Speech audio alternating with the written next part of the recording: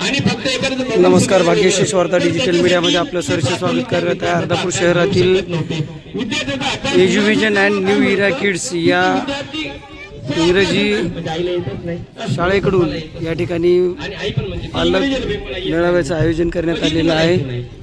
आपण पाहू शकता या ठिकाणी पालक मोठ्या प्रमाणामध्ये उपस्थित झालेले आहेत। कधीच तुम्ही तुमच्या विद्यार्थ्याला मला इंग्रजी येत नाही हे सांगायचं नाही, कारण आपली जर कमकुवत बाजू आपण जर दुसऱ्याला सांगितली तर 100% आपल्याला कधीच समोर आपल्याला कधीच व्हॅल्यू देणार नाही। आपण आपलं व्हॅल्युएशन कमी करून राहिलो, त्यामुळे आपल्यामध्ये ज्या गोष्टीची कमतरता आहे कधी सांगायचं नाही। येत नाही ना तरी पण तुम्ही 100% मी ज्या प्रकारे सांगतो ना ते तुम्ही फॉलो करा। 100% तुमचे विद्यार्थी एका महिन्याच्या कालावधीमध्ये मी फक्त एक महिन्याच्या कालावधीमध्ये तुमच्या विद्यार्थ्यांमध्ये अनबिलिव्हेबल चेंजेस मला दिसतील। पण त्याच्यासाठी तुम्हाला काय करावं लागणार आहे? रोज होमवर्क येईल माझा, शाळेचा होमवर्क येईल, तुमच्या गावामध्ये माझे टीचर्स येतील, त्या ठिकाणी क्लास चालतील। क्लास झाल्यानंतर फक्त तुम्हाला एक गोष्ट करायची, अरे बाबा संध्याकाळी तर आज सकाळी शाळेत मेसेज आलेला आहे आणि 4 विषयाचा होमवर्क आलेला आहे, बरोबर आहे? दाखवले 4 वह्या कोणत्या तुझ्या न समजल्या त्यामधलं तुम्हाला नवीन दिले तर कळेल। 4 फक्त वह्या चेक करा। पॅरेंट्स तुम्हाला रात्री पण उशिरापर्यंत घरी गेलात, चेंजेस चेक करणं झालं नोटबुक, तर काय करायचं? मॉर्निंगला सकाळी शाळेमध्ये जेव्हा विद्यार्थी निघत असते तर त्यावेळेस तुम्ही सुद्धा काका बेटा काल मला मेसेज आलेला होता त्याच्यामध्ये की 3 विषयाचा अभ्यास दिसतोय, 3 विषयाचे नोटबुक दाखव। तर हे नोटबुक तुम्ही कंप्लीट कुठं करणार आहे? तर माझे ट्युशन गाडी घेणार आहे। म्हणजे काय होणार आहे त्या ठिकाणी तुम्हाला फक्त आम्ही चेक करा म्हणतो। चेक कशासाठी? उद्या विद्यार्थ्याला वाटू नये की माझ्या मागे कोणी बघणार नाही, त्याला सुद्धा भीती वाटू नाही म्हणजे आई बाबा आता बघायला, कारण मला एज्युकेशन मध्ये टाकलं काय नाही। आजपर्यंत जे होतं का नाही ते सोडून द्या, पण आता मला अभ्यास करावाच लागणार, याच्याशिवाय पर्याय नाही। हे जर विद्यार्थ्यांना ठाणलं आणि तुम्ही रोजचं रोज बघू लागलात तर मी सांगतो एका महिन्याच्या नंतर तुम्हाला बघायची सुद्धा गरज पडणार नाही। त्यासाठी लागणारा सुविधापूर्ण शाळा देत आहे, सोबतच अकॅडमिक प्लॅनिंग, सगळ्या विषयाची पिरियड। आपल्या शाळेमध्ये तुम्हाला माहितीच असेल की आपण मदर टीचर फॉर्म्युला यूज करत नाही, आपण सब्जेक्ट टीचरचा फॉर्म्युला यूज करतो। What is the difference between mother teacher and subject teacher? Mother teacher म्हणजे एकच मॅडम सकाळी नर्सरीच्या वर्गामध्ये सकाळपासून दुपारी 2 वाजेपर्यंत एकच मॅडम शिकत असते, एकच माणूस एकच टीचर सगळे विषय चांगल्या प्रकारे शिकू शकत नाही। पण एवढं माहिती आहे एक टीचर एक शिक्षक एक सब्जेक्ट खूप चांगल्या प्रकारे शिकू शकते। त्यामुळे नर्सरी पासून तर आपण सब्जेक्ट टीचर यूज करतो, म्हणजे नर्सरी तुमचा विद्यार्थी नर्सरीला आहे तर त्याला 6 शिक्षक माझ्याकडे असतील, किती? 6 शिक्षक। त्यामुळे रोजचा तुम्हाला होमवर्क येणारच आहे, रोजचा 2-3 विषयाचा होमवर्क येणार आहे। तेवढा होमवर्क माझे टीचर तुमच्या गावामध्ये येऊन पूर्ण कंप्लीट करून देतो। फक्त तुम्हाला काय करायचं आहे की तो होमवर्क केला का नाही हे चेक करायचं आहे। 100% करून घेणार, नाही केलं तर तिथे रिस्पॉन्सिबल कोण असेल? मी असेल, माझे टीचर असतील, कारण मी तिथे टीचर पाठवले होते, त्यांनी होमवर्क कंप्लीट करून घेतला नाही तो पण मला दिलेला आहे। म्हणजे आपण जे काही एवढं प्रयत्न करतो याच्यासाठी, तर याच्यासाठी मला तुमची पण खूप आवश्यकता आहे। फक्त आणि फक्त मला काय सांगायचं, जर तुमच्या विद्यार्थ्याचा होमवर्क झालेला नसेल प्रॉपरली तर 100% तुम्ही मला स्वतः कॉल करू शकता। 80 400 972 हा माझा प्रायव्हेट नंबर आहे, पर्सनल नंबर आहे। कधी पण तुम्ही मला सांगा की सर माझ्या मुलाचा हा होमवर्क कंप्लीट होत नाही, कारण कोणत्याही गोष्टीमध्ये एखादा प्रयत्न करून चालत नाही। एक तर तुम्ही फक्त प्रयत्न केली किंवा मी प्रयत्न केले चालत नाही, तर टाळी वाजवण्यासाठी 2 हाताचे कारणीभूत आहे, शाळा चालण्यासाठी 2 चाकाचे कारणीभूत आहे। तसं विद्यार्थ्यांचं भवितव्य जर घडवायचं असेल तर शिक्षक आणि पालक या दोघांचा सुद्धा तेवढाच इम्पॉर्टंट आहे।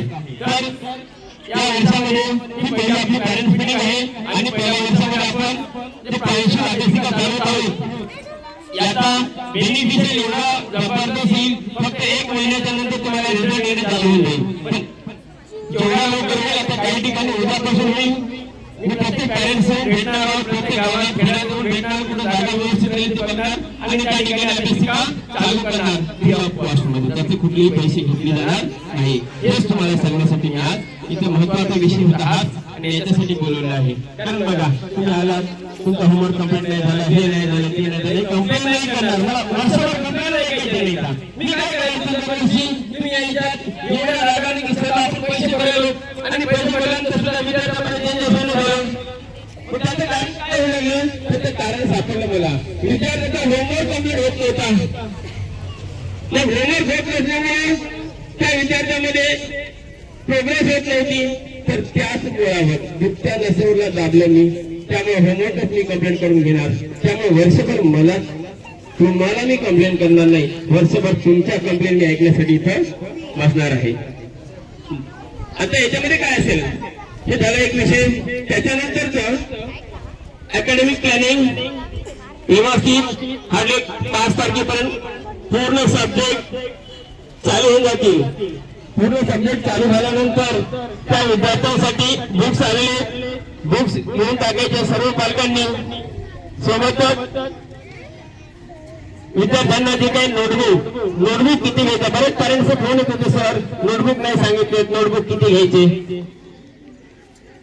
आज दुपारपर्यंत तुम्हाला ग्रुपवर मेसेज सुद्धा येऊन जाईल की कोणत्याही विषयासाठी किती नोटबुक घ्यायच्या, 2 लाईन्सच्या किती घ्यायच्या, 4 लाईन्सच्या किती घ्यायच्या, बॉक्सच्या किती घ्यायच्या.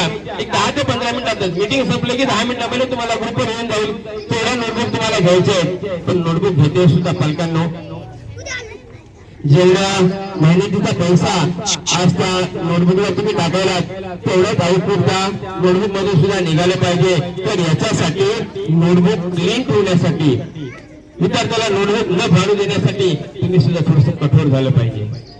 जे तुम्हाला बुक्स मिळालेले आहेत त्या बुक्सला कव्हर लावून घेणे, नोटबुक प्रॉपरली नाव टाकणे, प्रत्येक बुकवर प्रत्येक नोटबुकवर नाव टाकायचं आहे आणि त्याच्यावर तुमचा मोबाईल नंबर सुद्धा आला पाहिजे. कारण कदाचित पुढे हरवलं तर ते तुम्हाला रिटर्न भेटेल. आता जे नवीन ऍडमिशन झाले तर त्या विद्यार्थ्यांचा बॅग आहेत, बास्केट आहेत, प्रत्येक गोष्टीवर तुम्हाला त्या विद्यार्थ्याचं नाव टाकायचं आहे.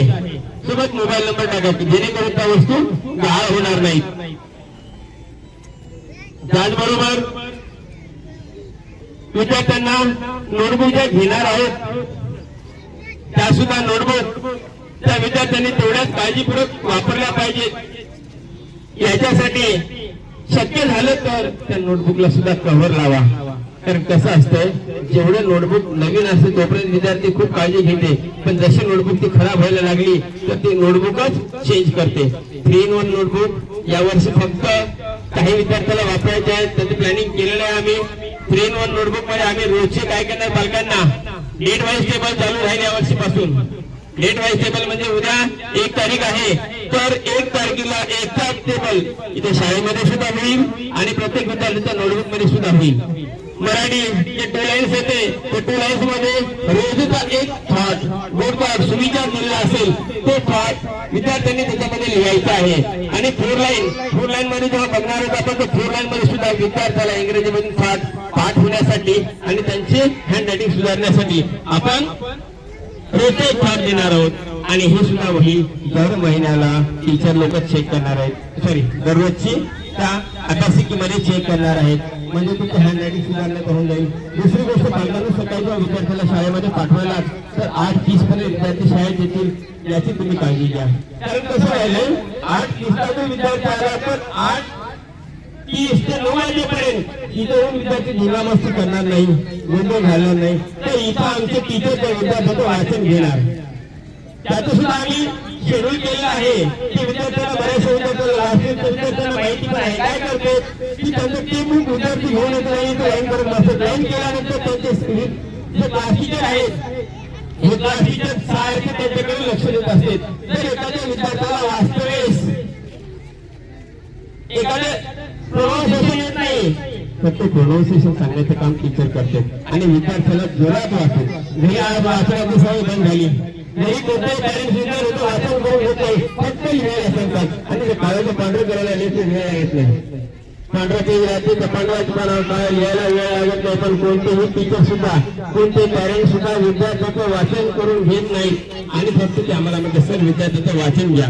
मी रनिंग क्लासमध्ये वाचन घेऊ शकत नाही, तर त्याच्यासाठी सकाळचा अर्धा तास मी त्याच्यासाठी ठेवलेला आहे की विद्यार्थ्याला वाचन सुद्धा करता आलं पाहिजे, वाचले सुद्धा पाहिजे.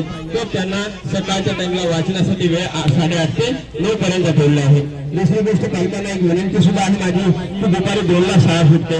काही पालक 2:45 वाजल्यापासून यायलेत. नका हो, शाळेत तुम्ही 2ला या, 2 वाजून 10 मिनिटांना आले तरी चालते.